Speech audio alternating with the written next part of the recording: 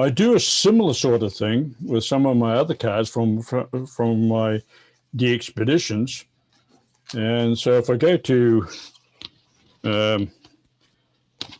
P29, Papua New Guinea, for instance, that's the card that I'm using in Papua New Guinea.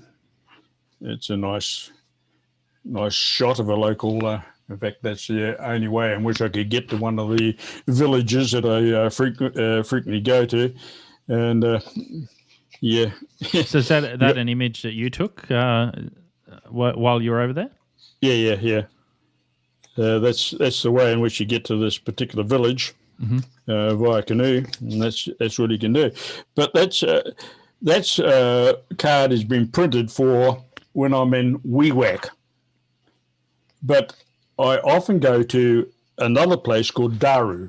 And Daru Island is well sought after by the IOTA guys. And so instead of getting the whole card reprinted again with Daru Island, instead of Wewak here, it's got Daru and the IOTA, I get myself a sticky label and bingo, now the card is a Daru card. Yep.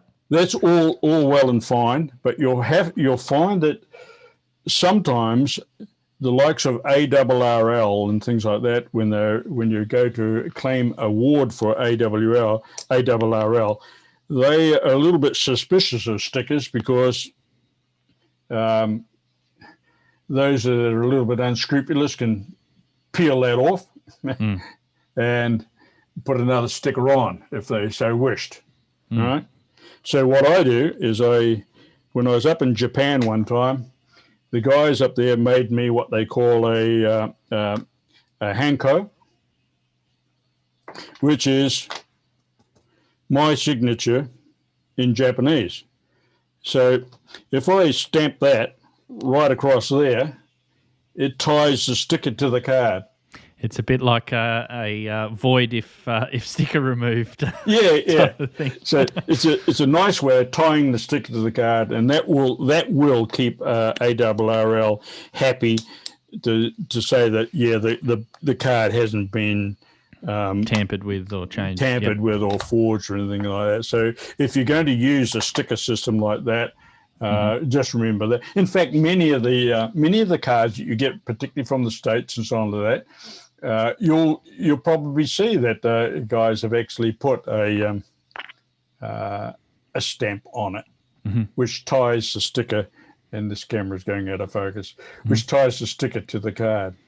Now, all these DXpeditions. So obviously, these were all done by mail and things. Now, I know that you've receiving some cards have taken quite a bit of time for you. I know you mentioned that.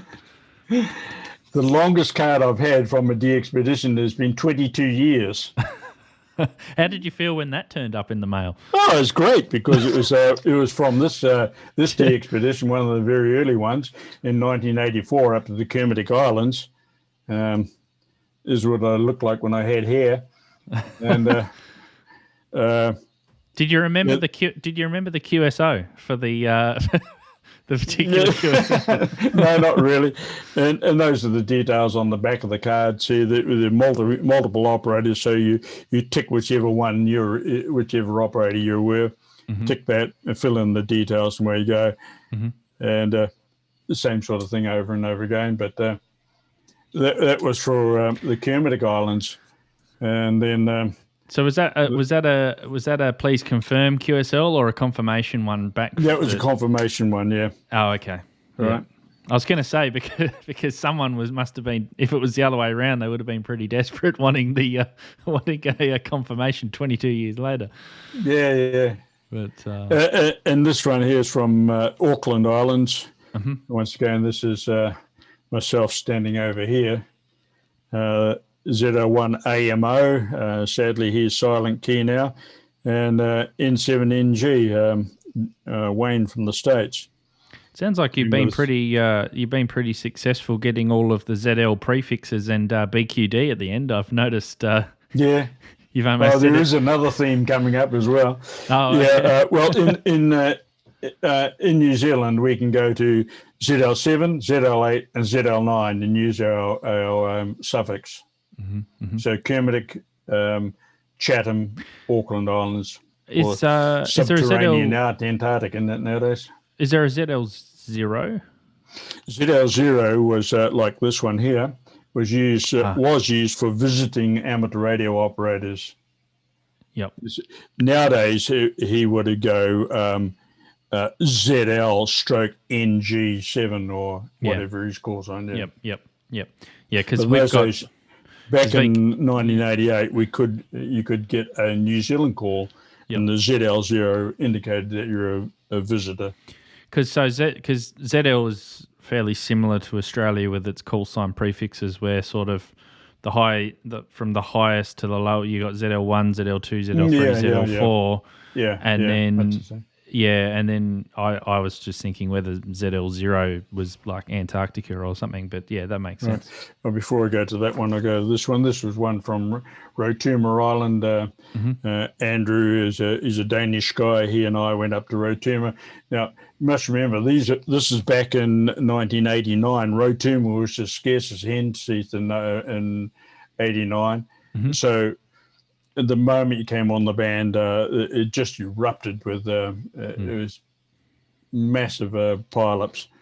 And same with ZL8 and ZL9. I mean, when we went down there on ZL 9BQD down the Auckland lines, it was listed as being number 4 wanted in the world. So you can you can imagine the pile-ups that were around. Because 3D2 now has a couple of stations that are there, I think, permanently. I think Anton 3D2 AG and a few others are there. Yeah. So, So it's no longer has the rarity. But there was RJ. Now, here we get into another thing, which is a recurring theme. When I went up to Tokelau, my call sign was ZK3RR. I managed to get my initials. RW was Ron Wright. ZL1AMO. So I got my initials RR. That was back in 86. Then since then I've done E35 RR South Cook Islands. Oh yes. Right. 5 Whiskey Zero RR Western Samoa. See, right. There's a theme of developing here. H44 RR up in Solomon Islands. 4 Whiskey 6 RR at Timor-Leste, A35 in Tonga, P29 RR in Papua New Guinea.